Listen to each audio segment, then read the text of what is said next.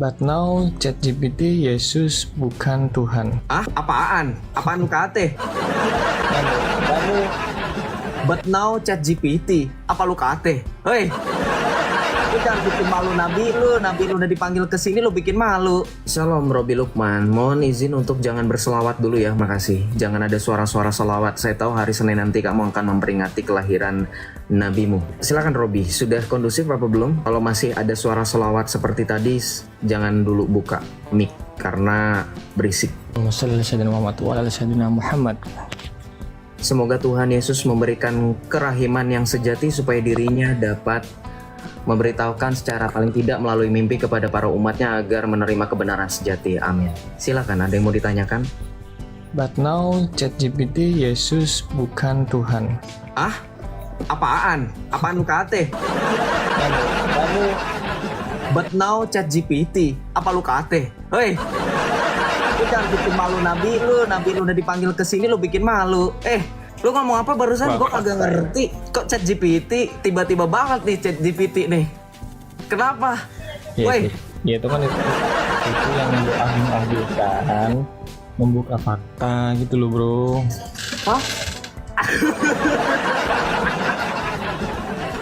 Woi, pengikut Muhammad, lu nggak sadar-sadar ya? Lu udah manggil Nabi lu ke sini, lu bikin malu Nabi lu di sini. Lu ngapain bawa ChatGPT maksudnya apa? ChatGPT itu apa? ChatGPT itu apa? ChatGPT lu bilang apa? Tadi ChatGPT apa? Udah langsung aja, ChatGPT apa? Itu artificial intelligence bro. Artificial intelligence, oke. Artificial intelligence berarti sama kayak CIA gitu ya?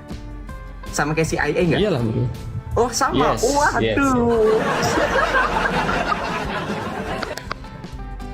Lu tahu CIA gak?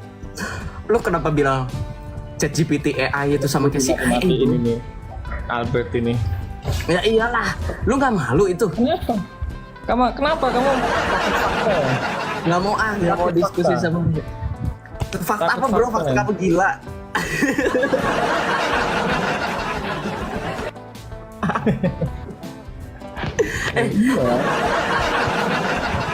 Kamu kan barusan tadi kan ngedoain nabimu ya kan? Ini loh, makanya saya bilang ChatGPT dulu. Kenapa kabur? Takut.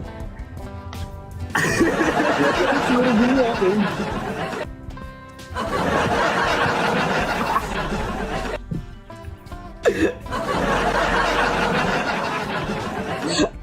Astaga Tuhan Yesus, ampuni.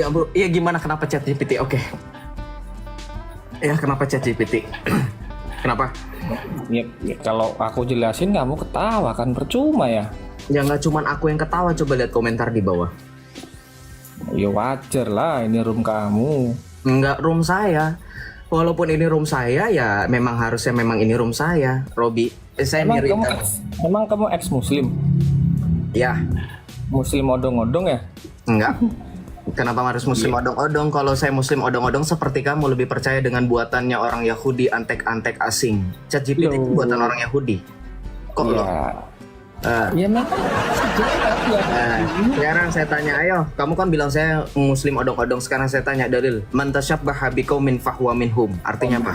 Mikrofon dimatikan. Artinya apa? Man tasyabbaha biqaumin fahuwa minhum. Artinya apa? Kalau kamu bukan muslim odong-odong seperti saya, pasti kamu tahu. Gak tahu saya bro. Malas lagi ngomong. Saya lagi malas ngomong sama orang gila ya.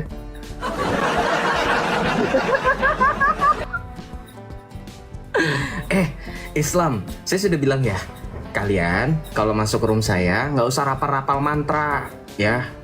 Kita semua sudah tengking di dalam nama Tuhan Yesus. Kamu mau rapal-rapal mantra di sini nggak mempan mantramu itu di sini ya. Kenapa? Justru jadi berbalik mantramu itu ke kamu sendiri kan, bikin malu kan? Tuhan, ampuni Tuhan. Semoga belas kasih dan kerahiman dari Yesus Kristus menyinari selalu teman-teman Islam ya, supaya teman-teman Islam tercerahkan dari kegelapan. Amin. Tiba-tiba banget nih, but now ChatGPT adalah Gue agak habis pikir. Shalom Rohan. Misalkan masuk Kristen, misalkan masuk Kristen melalui mimpi basah bisa gak bang? Nanya tuh bang tuh. Oke, saya jawab ya. Tidak pernah ada cerita bahwa orang memutuskan untuk beriman kecuali dalam iman Islam. Ketika seorang nabi bermimpi dia mendapatkan istri, itu ada. Itu baru benar. Jadi kalau misalkan ada cerita tentang mimpi basah kemudian dijadikan dalil iman, itu adanya di Islam dan itu imanmu. Betul, itu dapat istri gitu kan. Saya bermimpi Di situ di Kristen bang. Kristen kan harus melalui mimpi dulu. Nggak cuman Kristen, lu Islam ya. Kenapa gue langsung turunin nih, orang-orang kayak gini polemik, nggak mau diajak diskusi percuma. Jadi saya turunin aja ya, nggak ada otak juga buat apa. Nanti kita lama-lama jadi. Kalau kamu bilang bahwa kami mimpi, lu agama lu mimpi, nabi lu itu hijrah itu ke langit ketujuh, kalau bukan mimpi namanya apa ya? Wah, Joseph ini kita harus tangkap ini, kita rekam ini, kita lapor ke Polda Metro apa ya? Kita lapor penistaan ini, pasti pasal penistaan. Gendeng kamu. Kalau saya menista, yang dikatakan menista itu nggak sesuai dengan fakta. Sekarang saya tanya sama teman-teman baik Kristen atau Islam, fakta nggak kalau misalkan nabi mereka itu bermimpi ketika melakukan hijrah ilal Masjidil Aqsa, dari Masjid Aqsa ke langit ketujuh, itu mimpi nggak kira-kira? Yang itu nabi, orang ulamamu aja mengakui kok itu mimpi. Terus kalau saya dibilang penista dari mana? Sedangkan itu fakta.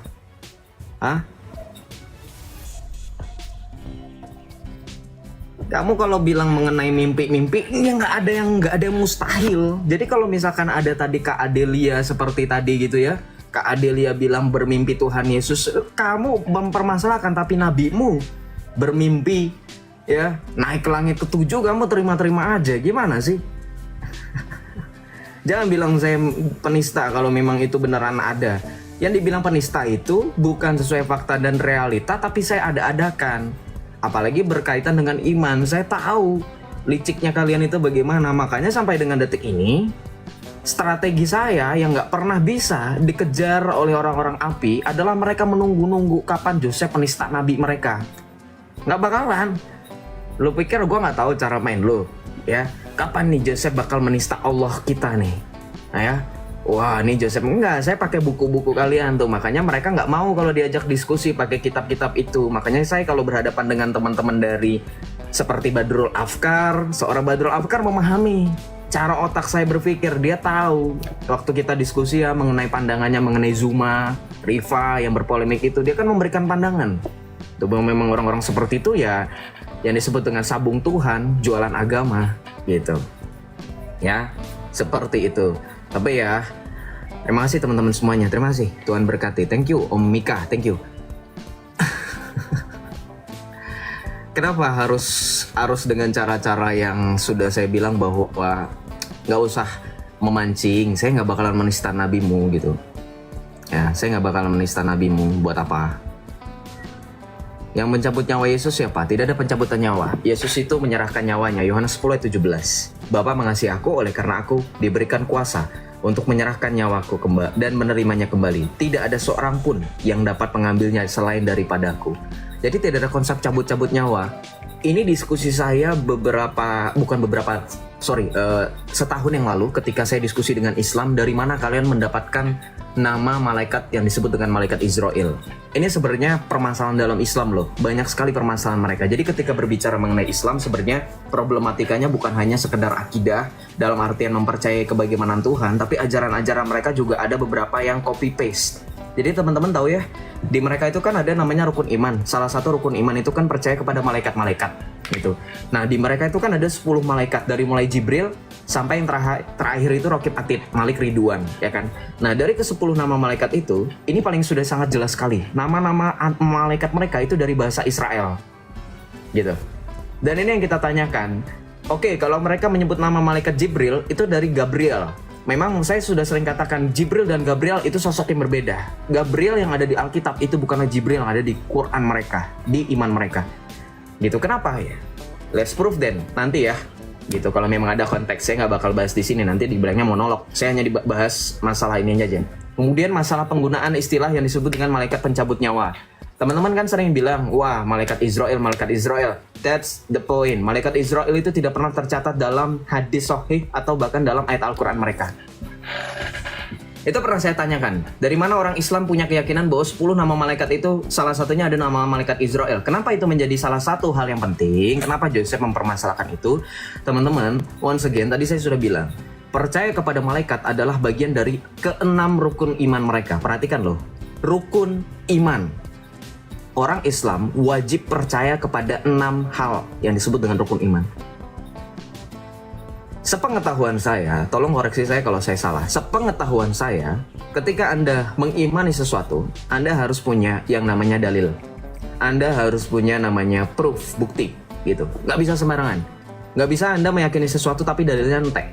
Kalau kata kata orang Jawa entek dalilnya, ya nggak ada, gitu kan? Kosong, nihil.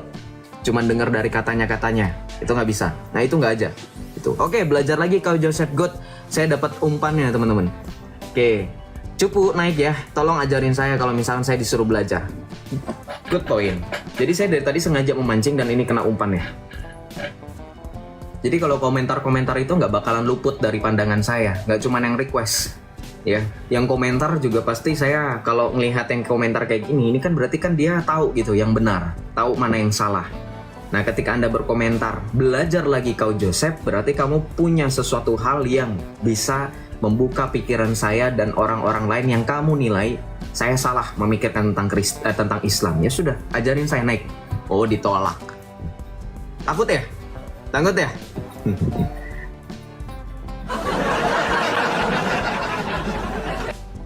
Nah, ini lagi. Jadi, kalau di room saya itu banyak Islam yang kayak gini. Polemik-polemik kayak gini. Aku mencabut nyawaku karena aku Tuhan. Kan gue dari tadi udah bilang ya, tidak ada konsep pencabutan nyawa. Jadi despite of anything yang bisa menjawab jawaban mereka bakal terkonsep tuh. Nyawa dicabut. Nggak apa-apa, memang dalam konsepmu itu jadi kayak proses, kayak lagunya Upin Ipin, tanam-tanam ubi ya. Nyawa itu kayak tanaman palawija yang ditanam di tanah, jadi cabut-cabut gitu. Padahal dalam konsep iman itu kita percaya bahwa kita mengalami kematian oleh karena apa? Dosa. Upah dosa adalah maut, gitu ya. Upah dosa adalah maut. Kita mengalami kematian bukan karena dicabut-cabut. Itu ingat itu teman-teman yang Kristen. Jadi jangan pernah lupa dengan konsep iman kalian ketika kalian berhadapan, facing with Muslim. Kalian jangan kemudian lupa, kita tuh mati kenapa gitu? Karena sering diskusi sama Islam, sering berdebat jadi Islam, jadi keikut-ikutan. Kita harus punya limitasi mengenai iman bahwa kita mengenal adanya kematian secara jasmani dan rohani itu karena kejatuhan dosa oleh karena Adam. Betul ya? Orang Kristen semuanya pasti sudah paham. Gitu. Ketika Tuhan Allah berfirman dalam kitab Kejadian kepada Adam dan istrinya mengenai pohon pengetahuan yang baik dan jahat, pada hari engkau memakannya engkau akan mati. Itulah di situ ketika berbicara mengenai kejatuhan dosa, kita mengalami kematian secara jasmani dan rohani. Ketika berbicara dan ketika berhadapan dengan orang Islam, ketika mereka mengatakan manusia dicabut nyawa, kita harus tegas. Tidak ada kuasa suatu pun, bukan karena malaikat, tapi karena kejatuhan dosa itulah yang menyebabkan kita mengalami kematian. Itu poinnya. Makanya dikatakan dalam Alkitab upah dosa adalah maut. Nah, kita mengalami maut itu karena kita mengalami kejatuhan dosa. Makanya ketika seseorang sudah menerima Kristus, sudah dibaptis di dalam Kristus, apa yang dikatakan dalam Galatia 3:27-29, kita satu di dalam Kristus. Di Galatia 3 yang sama dikatakan apa? Jika kita menderita bersama dengan Kristus, kita pun mengalami kemuliaan yang sama dengan Tuhan Yesus. Kemuliaan seperti apa? Filipi 3:21 sampai dengan 22. Kewargaan kita adalah kewargaan sorga. Kristus akan mengubah tubuh kita yang fana dengan tubuhnya seperti tubuhnya yang mulia. Nah, jadi itulah kita tidak mengalami binasa dalam dosa, tetapi kita hidup kekal. Gitu. Kita mengalami kemuliaan, yaitu apa? Tubuh yang mulia, yaitu apa? Seperti Tuhan Yesus.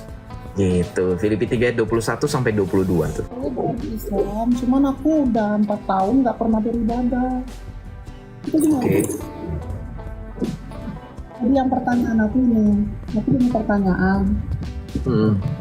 Aku kan dari keluarga Muslim gitu kan, dari keluarga, dari agama, dari keturunan gitu kan. Dari keturunan, terus Dulu sih rajin beribadah pas sejak aku nikah, terus udah cerai gitu kan, udah cerai 4 tahun terakhir ini, terus aku nggak pernah beribadah gitu.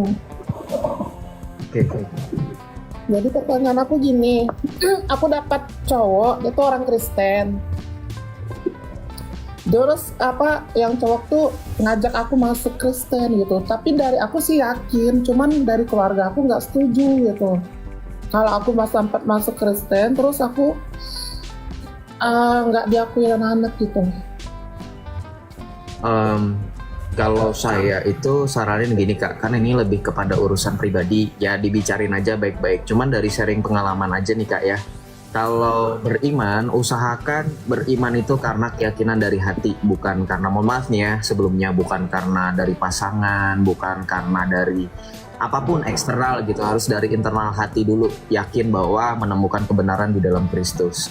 Nah, kalau urusan keluarga yang nanti akan menolak dan seterusnya, ya semuanya pasti orang tua itu pasti seperti itu ketika ada anaknya yang tidak sesuai dengan cara hidup yang diinginkan oleh orang tua. Tapi percayalah saja bahwa apapun itu pasti Tuhan selalu sertai dan lindungi. Contoh saya, kekhawatiran itu juga ada di dalam diri saya ketika saya masih jadi Islam, ketika masih dalam progres untuk menjadi seorang Kristen Katolik ya seutuhnya. Tapi semakin kesini Tuhan kemudian menunjukkan belas kasih dan juga penyertaannya di dalam setiap langkah hidup saya, di mana pada akhirnya ya mau tidak mau keluarga secara perlahan terbuka dan menerima keadaan bahwa saya sudah menjadi seorang Kristen Katolik gitu. Jadi ya kita percayakan semua, kita serahkan semua ke dalam tangan pengasihan Tuhan, bahwa kita percaya Tuhan tidak akan pernah tidak akan pernah meninggalkan anak-anaknya gitu Kak Adelia. Jadi itu aja sih kalau dari aku. Jadi gini kan, aku tuh dari dulu, aku kan 8 bersaudara kan. 8 bersaudara, terus kalau kakak-kakak aku tuh kebanyakan memang sih yang taat agama. Aku kan anak yang paling bungsu kan. Paling bungsu. Aku tuh memang jujur ya, dari dulu, dari aku umur 20 tahun, aku tuh kayak kalau Maria gitu, nonton film Kristen. Dulu kan ada sih sinetron kayak Chelsea Olivia itu kan. Aku tuh kok seneng banget gitu. Dari dulu sih jujur ya, aku dengan keluarga aku sendiri pun aku bilang aku tuh suka gitu agama Kristen gitu. Tapi untuk masuk Kristen aku tuh susah. Gitu. Iya. Jadi kalau masuk Kristen pun memang susah, apalagi kalau menjadi orang Katolik gitu. Memang menjadi orang Kristen Katolik itu harus belajar namanya. Kalau bahasa lainnya itu katekumen. Harus belajar kurang lebih 1 tahun, ya.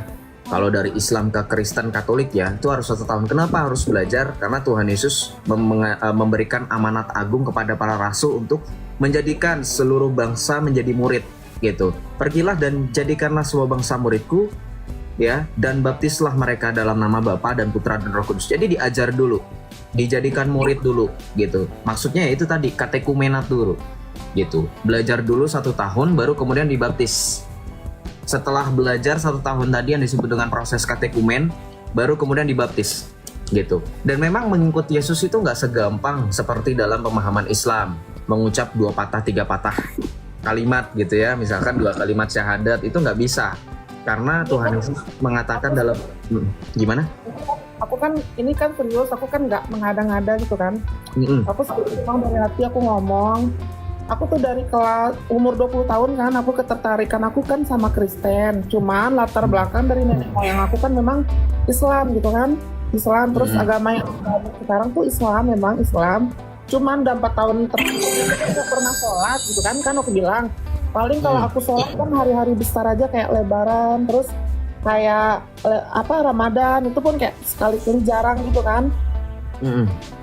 Terus pertanyaan aku gini, jujur, sumpah, ini aku nggak mengada-ngada. Aku tuh pernah kayak ketemu Yesus, terus aku ceritain sama orang tuaku, terus aku diobatin gitu. Katanya aku tuh kayak kerasukan setan kayak gitu katanya. Cuman aku tuh sampai sekarang tuh kayak dengan Kristen jujur aku tuh suka gitu agama Kristen. Nggak tahu, tertarik aja gitu.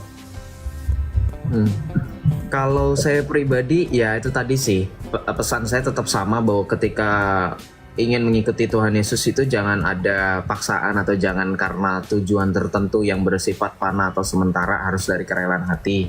gitu. Saya juga dari latar belakang keluarga yang Islam gitu. Saya paham bagaimana reaksi keluarga gitu. Kita punya permasalahan yang kurang lebih sama. Ketika saya ketahuan ingin murtad, ya saya dianggap kerasukan jin dan seterusnya, sehingga ada proses ruqyah yang saya alami dan menjadi pengalaman yang menyenangkan kalau menurut saya. Karena kenapa menyenangkan? Karena bagi saya itu hal yang konyol seumur hidup saya harus mengikuti perkataan orang yang nggak jelas gitu kan asal usulnya, dan harus minum ini itu dan harus mengikuti arahan ya. Padahal waktu itu saya punya akal dan logika, pasti harusnya saya bisa pakai, tapi waktu itu nggak saya pakai, nggak tahu kenapa. Karena mungkin bukan terdoktrin, maksudnya lebih ke antara kehipnotis lah, saya juga nggak ngerti ya kalau dibilang itu kenapa gue nurut ya gitu. Jadi ya kadang aku tuh ya ampun gitu, kok kenapa aku mimpi Yesus kayak gitu, terus mimpi kayak Bunda Maria pakai baju putih kayak di kayak di film gitu kayak di langit gitu, kok mimpi. Terus aku cerita sama keluarga aku, tuh marah sampai aku diobatin kayak ke dukun gitu, terus kayak diobatin dibawain ke ustadz gitu, dikasih minum air putih. Udah dari umur 20 tahun sampai aku kan kemarin udah nikah terus aku cerai. Semenjak aku cerai udah 4 tahun aku jujur aku nggak pernah beribadah. Ini keluarga aku mau dengar juga aku nggak masalah, ini kenyataan yang aku alamin. Cuman aku bingung, tempat aku curhat itu nggak ada gitu. Jadi gini Kak, saranku kalau memang kakaknya sudah mau belajar kekristenan, kakak daerah Bandung atau daerah Jawa Barat? Aku nih di Jambi. Oh di Jambi, soalnya logatnya Sunda. Oh aku di Jambi, kebetulan bapak aku tuh orang Jawa. Oh, kayak logatnya kayak Sunda gitu tuh orang Jambi. Oh gini aja Kak. Jadi gini Kak Adelia, tetap selalu berdoa ya. Saya juga doakan Kak Adelia dan jiwa-jiwa di luar sana yang dalam proses untuk menerima Tuhan Yesus gitu. Di Jambi itu ada beberapa gereja. Jadi kalau misalkan kakak dari cerita bertemu Bunda Maria, oke, berarti saya punya kurang lebih cerita yang sama, bahwa saya juga dipanggil menuju Tuhan Yesus melalui Bunda Maria gitu kan. Jadi kalau kakaknya mau menerima saran dari saya, coba kakak kan belum, dari tadi saya dengar cerita kayaknya belum pernah ya pergi ibadah misa gereja. Coba aja misa gereja Katolik besok. Dari Gitu. umur 20 tahun, aku sekolah kan dekat Saverius itu kan banyak orang Kristen, banyak orang Medan. Aku udah sering kayak Natal remaja gitu, aku ikut sering banget gitu. Sampai sekarang pun aku kayak diajak, cuman kayak diajak gitu, nggak diajak aja gitu, cuman nggak ngapa-ngapain, kayak Natal ya nonton gitu. Cuman kayaknya aku tuh bawaannya tuh kayak senang, happy kayak gitu. Kayak gimana, kayak tenang aja pikiran aku kayak gitu. Terus aku juga sering kayak sendirian kayak gereja, kalau lagi pikiran aku tuh lagi kalut, ya udah aku berdiri aja depan gereja gitu. Iya, kalau misalkan Kak Adelia memang dalam benar-benar sudah ada niat dalam hati dan ingin terlaksana dan ingin segera, ya sudah. Kalau saran dari aku kayak gitu ya, gitu. Maksudnya kalau dari saran dari aku, saya tetap mendoakan dan teman-teman di bawah juga pasti mendoakan. Ya Kak Adelia datang ke gereja Katolik terdekat, menyampaikan maksud. Jadi minta datang ke sekretariatnya aja, sekretariat, terus cerita pengalaman hidup kakak, maksudnya keinginan dari kakak, motivasi kakak untuk menjadi pengikut Kristus, ingin menjadi bagian dari gereja Katolik, ya silakan gitu. Karena gini Kak, kalau memang sudah ada panggilan, percaya deh, kalau sudah dipanggil oleh Tuhan itu susah nolaknya. Saya udah pernah, bukannya saya bohong-bohong, saya pernah berusaha untuk acuh panggilan dari Tuhan, tapi makin lama itu justru dorongannya semakin kuat gitu. Jadi better menurut saya daripada ditunda-tunda gitu kan. Ya silahkan aja kalau memang sudah dalam keinginan hati, sudah kerinduannya sudah sangat-sangat gitu kan, ya sudah gitu.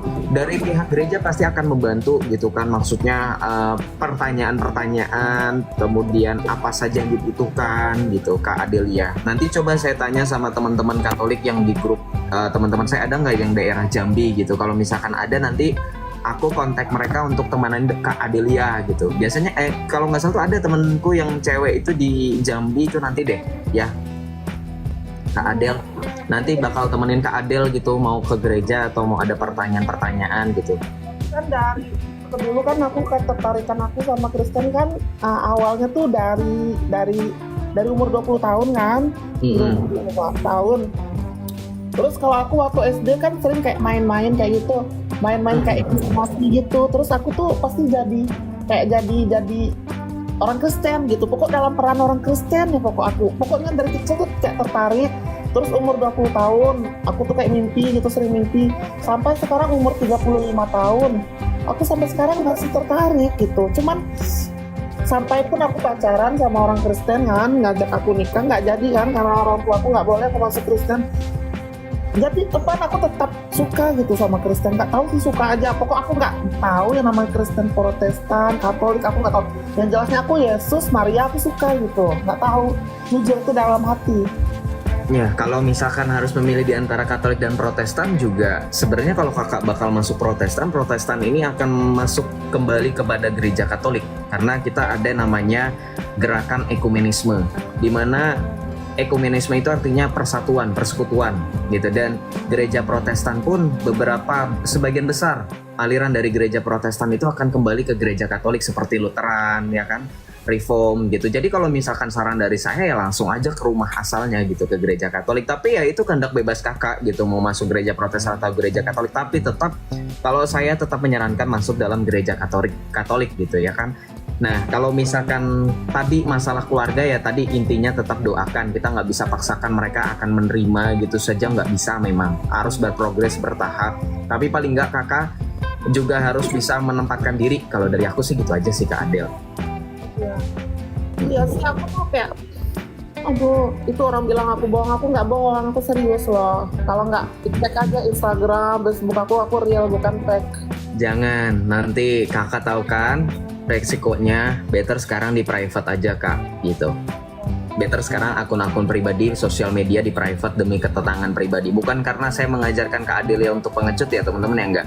Karena dari mereka itu akan menyerang secara Nggak gini loh, aku keluarga aku sendiri pun aku tahu gitu.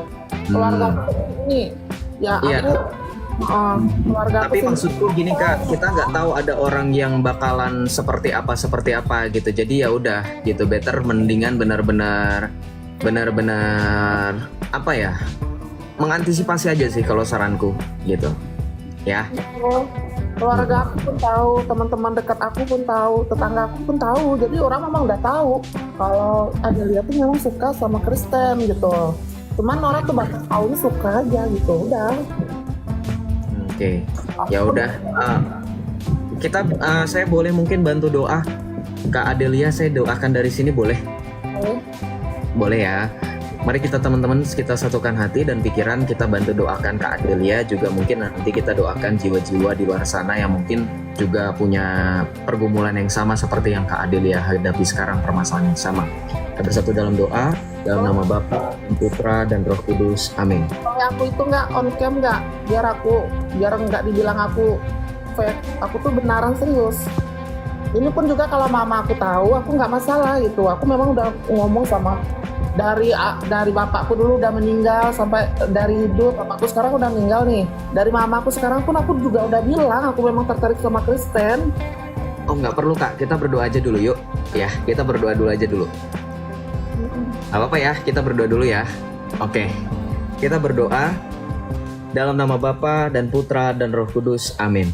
Allah Bapa yang bertata dalam kerajaan surgawi, ya Bapa, kami berterima kasih Engkau perkenankan setiap dari kami untuk menghirup napas kehidupan sekian kalinya. Kami dapat berkumpul sekalipun kami terpisah dengan jarak, tapi kami bisa melihat sesama kami melalui media sosial, melalui kemajuan era teknologi zaman sekarang. Ya Bapa, kami juga berterima kasih atas banyaknya jiwa-jiwa yang terpanggil, khususnya Kak Adelia yang dalam perjalanan imannya ingin merasakan kerinduan yang begitu mendalam untuk menerima Tuhan Juru Selamat dan Putra-Mu yang terkasih, Tuhan kami Yesus Kristus, ke dalam hidupnya.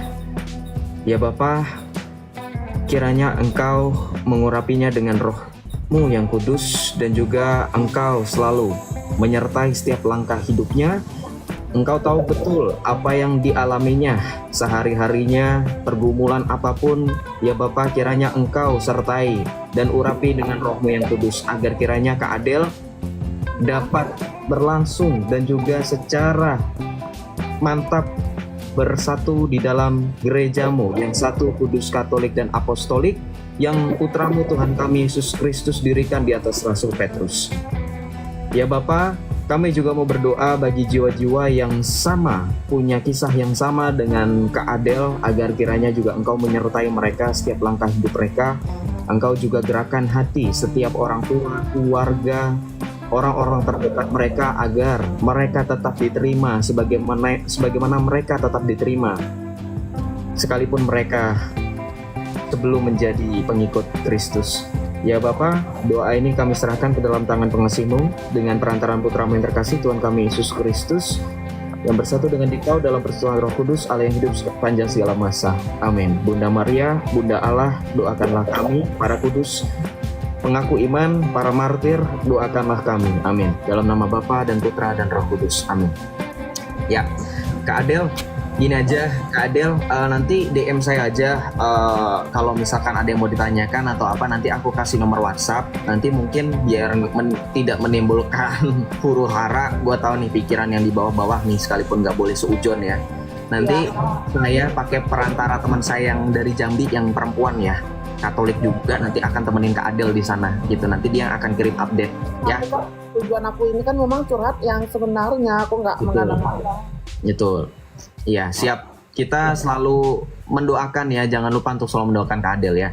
Oke, gitu aja, nggak apa-apa Kak Adel ya, kita ganti dulu. Nanti Kak Adel jangan lupa DM saya ya, nanti saya kasih nomor WhatsApp saya, Kak Adel ya. Tetap semangat dan tetap bertumbuh dalam iman ya, Tuhan Yesus memberkati. Ya, terima kasih Kak Adel, selamat malam. Iya, terima kasih teman-teman yang sudah membantu mendoakan. Jadi kita berharap semoga Kak Adel dapat kembali ke pangkuan rumahnya yang sejati, yaitu ke dalam gereja yang Yesus Kristus memang kehendaki gitu kan, supaya hidupnya berada dalam keselamatan dan kebenaran yang utuh ya. Sebenarnya gini, banyak sih di luar sana orang-orang seperti Kak Adel gitu kan, yang pergumulan hidupnya itu dia pengen masuk Kristen tapi masih maju mundur karena keluarga, karena pacar, karena sahabat, karena orang terdekat. Kita jangan menjudge gitu, jangan menghakimi. Lu takut gitu, enggak. Saya soalnya pernah mengalami hal yang sama. Enggak apa-apa, itu semua berproses. Yang perlu sebagai kita pengikut Kristus lakukan itu adalah mendoakan dan juga mendukung mereka, apapun yang terjadi. Dan saya juga dititip pesan oleh Romo pembimbing saya bahwa sekalipun dengan saya hadir di live TikTok ada 1-2 orang yang ingin belajar ke Katolik, jangan tujuan saya itu mereka bakal jadi orang Katolik, jangan. Keputusan final ada di dalam setiap pribadi masing-masing, ingat. Tetapi kita tahu bahwa dalam Alkitab, dalam 1 Timotius 2 ayat 3 sampai dengan 4, Allah menghendaki supaya semua orang diselamatkan dan memperoleh pengetahuan akan kebenaran. Tapi kalau at the end orang tersebut memutuskan nggak jadi deh, ya nggak apa-apa, gitu, nggak apa-apa, gitu. Kita nggak bisa maksa. Kalau kita maksa juga percuma ya kan, gitu. Ya teman-teman, itulah tadi diskusi yang sangat luar biasa dari Joseph dan para polemikus, di mana mereka berdiskusi tentang topik yang sangat seru dan menarik, dan Joseph melakukannya dengan sangat baik. Dia membungkam semua para polemikus dengan jawaban dia, dan kita tahu sendiri bahwa Joseph memiliki pengetahuan yang sangat mendalam tentang iman Kristen dan juga tentang Alkitab, sehingga dia mampu menjawab semua pertanyaan dari para polemikus dengan baik, sehingga membuat para penanya ataupun polemikus ini kebingungan bagaimana berdebat ataupun menanggapi jawaban dari Joseph ini. Dan kita tahu sendiri bahwa banyak sekali para polemikus dari kepercayaan sebelah, mereka menggunakan cara-cara yang kadang di luar akal sehat kita, di luar logika, dan semua itu dilakukan hanya untuk menyerang iman Kristen, menyerang Joseph secara pribadi melalui debat-debat ini. Bahkan mereka menggunakan cara-cara yang tidak pernah terfikir ya. Dan salah satu dari mereka menggunakan ChatGPT untuk mendefinisikan tentang Yesus. Dan itu sangat konyol sekali ya, saking mereka tidak tahu bagaimana menyerang Joseph sehingga mereka menggunakan cara itu, dimana ChatGPT ini adalah sebuah software ataupun alat kepintaran buatan ya. Dan mereka mengira bahwa semua yang ada di situ adalah sebuah kebenaran, sehingga mereka menggunakan itu untuk menyerang. Ya, di situ Joseph langsung membungkam Ptolemeus ini, orang ini, karena dia menggunakan cara yang cukup konyol dalam hal ini. Ya, dan kita perlu ketahui ya teman-teman, bahwa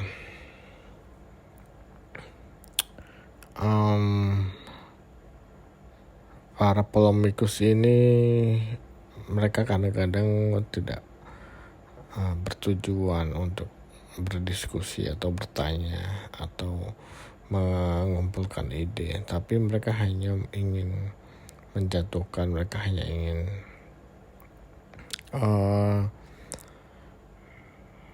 menunjukkan dirinya bahwa mereka paling benar, padahal mereka sedang menjatuhkan yang lain supaya mereka terlihat benar. Tapi mereka kesulitan untuk mencari kesalahan ataupun keburukan dari iman Kristen, sehingga mereka menggunakan cara-cara tersebut. Itu sering sekali terjadi ya. Entah apa yang diajarkan dalam kepercayaan mereka atau agama mereka, sehingga mereka sangat takut atau sangat khawatir ketika agama lain itu menunjukkan, membongkar kebenaran, sehingga mereka sangat takut dengan hal itu. Karena mereka mayoritas, jadi mereka takut sekali kalau umatnya berkurang. Mereka takut sekali kalau umatnya ini berpindah ke Kristen, karena mereka mayoritas, jadi mereka ingin terus menjadi mayoritas. Padahal dasarnya bukan itu. Kita ingin mengabarkan kebenaran firman Tuhan, apa yang memang sudah tertulis di dalam Alkitab. Dan itu sudah dibuktikan secara teologi maupun histori, sejarah, bahwa Isa Al-Masih atau Yesus Kristus itu adalah juru selamat. Dia adalah firman yang diturunkan oleh Allah ke dalam dunia, di mana Yesus ini sebagai korban yang sempurna. Dia disalibkan dan dia mengalahkan maut. Dia bangkit dari maut untuk menebus dosa manusia, untuk menggantikan dosa kita. Dan semua sejarah kehidupan Yesus ini waktu masih di dunia, banyak orang yang menyaksikannya. Tidak hanya murid-muridnya, tapi orang-orang yang di sana, mereka semua menjadi saksi juga dari kehidupan Yesus selama dia masih hidup. Dan itulah yang perlu kita ketahui ya teman-teman, bahwa kebenaran sejati itu akan selalu benar, akan selalu ada di posisi atau di tempat yang tepat. Nah, itu saja teman-teman. Semoga video ini terus menjadi berkat untuk teman-teman dan juga bisa menguatkan iman kita dan memberi pencerahan untuk teman-teman yang belum mengenal ataupun belum mau terbuka kepada Isa Al-Masih. Ya, seperti itu ya teman-teman. Terima kasih sudah mendukung channel ini. Silakan subscribe, like, komen, dan share video ini ke sosial media teman-teman semuanya. Bagikan ke grup-grup keluarga teman-teman supaya lebih banyak lagi orang yang menonton dan menerima berkat yang sama. Terima kasih, tonton juga video-video yang lainnya karena banyak sekali video-video yang seru, yang banyak sekali informasi yang luar biasa. Terima kasih teman-teman atas dukungannya. Sampai jumpa di video berikutnya. Shalom, Tuhan Yesus memberkati.